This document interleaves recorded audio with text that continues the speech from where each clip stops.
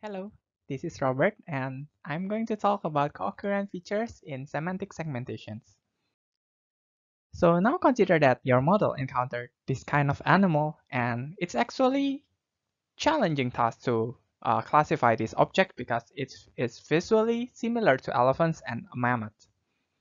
But if we consider the contextual information of these animals, elephants are often encountered in the savannas near the zebras. But mammoths are encountered in the icy mountains near, for example, Sid.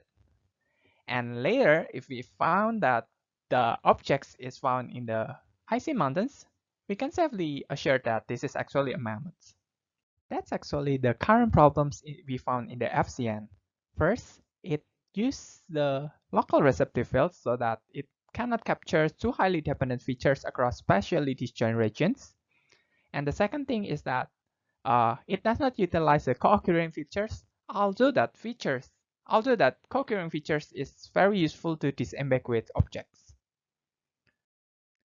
This is one example we found in the paper.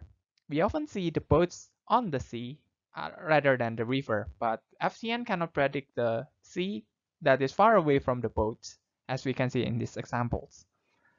Another example is that the armchair and chairs, where FCN can only predict the armchairs near the part of the arm of the chairs.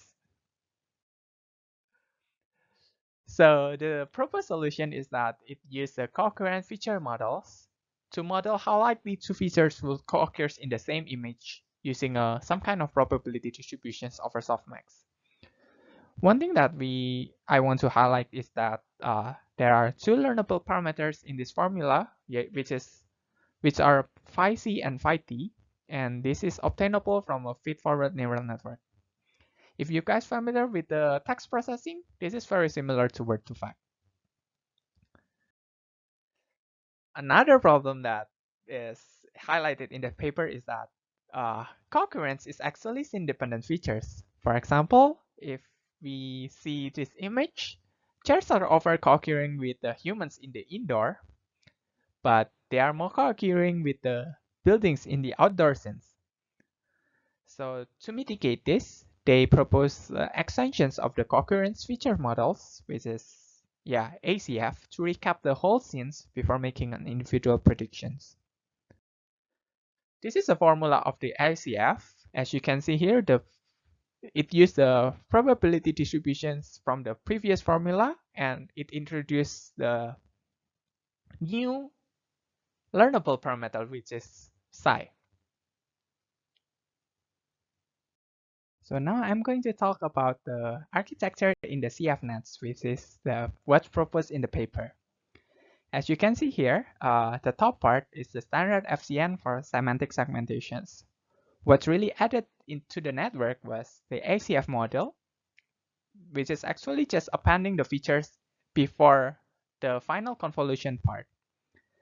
And one thing that I need to highlight is there are three learnable parameters here, as discussed previously. For the evaluations, as we can see, it produced the closer predictions to the ground truth. Yeah, as you can see, this is a better predictions on sidewalk and roads. And yeah, it solved the bad predictions on the mountains.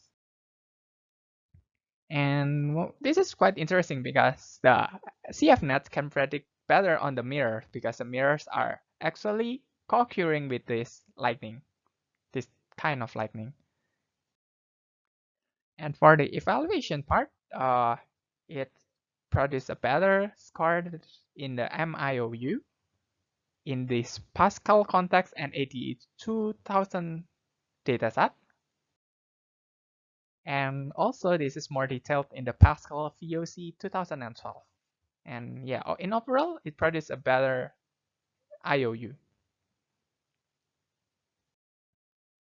So to close these presentations, we have talked about the weakness in the FCN local receptive fields so that it mispredicts objects that's separated across spatially disjoint regions.